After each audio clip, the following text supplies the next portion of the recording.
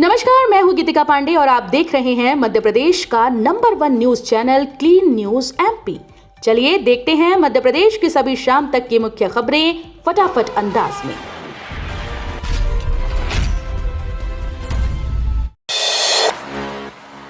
कर्मचारियों को मिलेगी गुड न्यूज, फिर बढ़ सकता है फिटमेंट फैक्टर।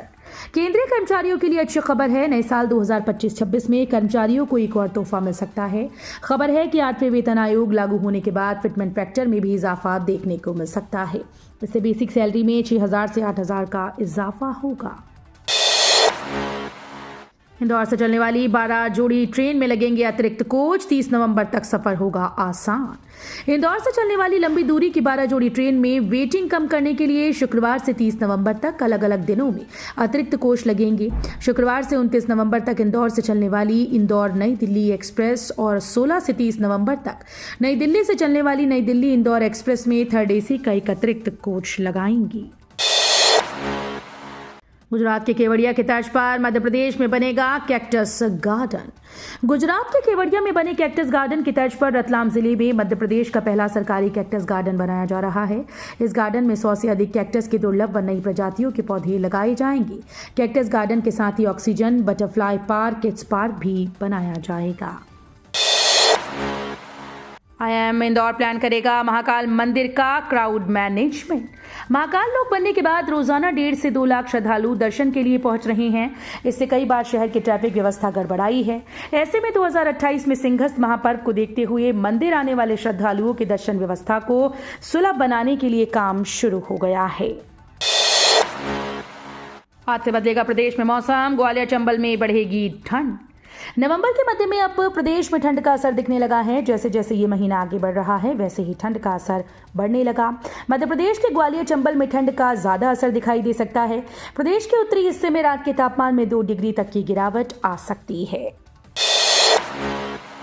इसी माह से लागू बिल समाधान प्रणाली में कई दिक्कतें। GST 3B में सेव नहीं हो रहा डेटा। केंद्र सरकार के द्वारा 1 नवंबर से लागू की गई बिल समाधान प्रणाली में कई दिक्कतें आ रही हैं। कर सलाहकारों का कहना है कि अक्टूबर का GST 3B भरने में परेशानी आ रही है। इसमें कभी डेटा सेव नहीं होता तो कभी पोर्टल बंद हो जाता है।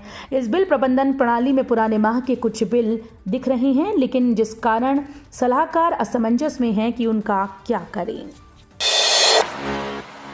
मालवा में गेहूं का रकबा बढ़ा, बम्पर पैदावार की उम्मीद। इस वर्ष मालवा की माटी में गेहूं की बम्पर पैदावार होने की संभावना है। करीब 4.5 लाख हेक्टेयर में बोवनी की जा रही है।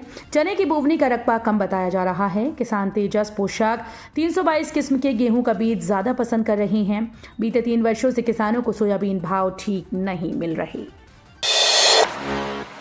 अब जिलों से ब्लॉक तक कांग्रेस की होगी सर्जरी। 2 दिनों तक PCC पदाधिकारियों से मंथन करेंगे पटवारी।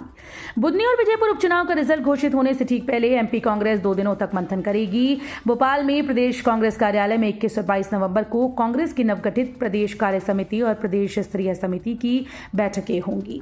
इन बैठकों में कांग्रेस के दिग्गज प्रदेश पदाधिकारियों के साथ जिले से लेकर ब्लॉक, मंडलम, सेक्टर और बूथ तक के संगठन में बदलाव को लेकर विचार मंथन करेंगी। भस्म आरती दर्शन के लिए RFID बैन से प्रवेश की व्यवस्था शुरू। ज्योतिर्लिंग महाकाल मंदिर में भस्म आरती दर्शन में भ्रष्टाचार रोकने के लिए मंदिर समिति ने रेडियो फ्रीक्वेंसी ID बैन के माध्यम से प्रवेश की व्यवस्था शुरू कर दी। मंदिर प्रशासन के अनुरूप शुक्रवार को पहले दिन कुछ लोगों को बैन बांधे गए, लेकिन 1-2 दिन में इसे पूरी तरह से लागू कर दिया जाएगा। बटेंगे तो कटेंगे पर बोले पंडित धीरेन्द्र शास्त्री। भारतीय एक हो, हम बटेंगे तो चीन पाकिस्तान वाले हमें काटेंगे। बागेश्वर धाम के कथावाचक पंडित धीरेन्द्र शास्त्री ने कहा कि हमें जात पात और भेदभाव को जड़ से मिटाना है, क्योंकि ये समाज के लिए जहर है। उन्होंने CM योगी आदित्यनाथ के बटेंगे तो कटेंगे बयान का समर्थन किया। उन्होंने कहा कि अगर पॉलिटिकल बयान पर कहें तो इस पर हमारी कोई टिप्पणी नहीं है। तो ये थी शाम तक की मुख्य खबरें। रोजाना ऐसे ही मध्य प्रदेश से अपडेट रहने के लिए क्लीन न्यूज MP को अभी सब्सक्राइब करें और वीडियो को लाइक करना बिल्कुल न भूलें। धन्यवाद।